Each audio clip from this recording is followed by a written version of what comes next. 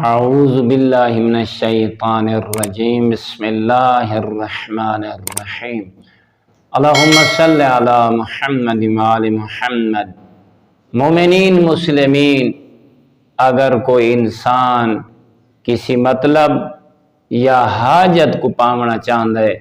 تو ان کا بہترین عمل ہے کہ او 786 مرتبہ ہکے ٹائم ہکی نشیز دے وچ بسم اللہ الرحمن الرحیم دی تلاوت کرے، اور اس بسم اللہ الرحمن الرحیم دی تلاوت دے اول و آخر دے وچ 100 مرتبہ درود شریف دی تلاوت فرماوے، انشاءاللہ اون دا او مطلب جڑی اون دی مراد ہے وہی پوری ہو سی، اور اون دا عمل جس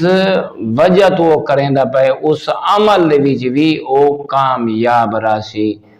والحمدللہ رب العالمین۔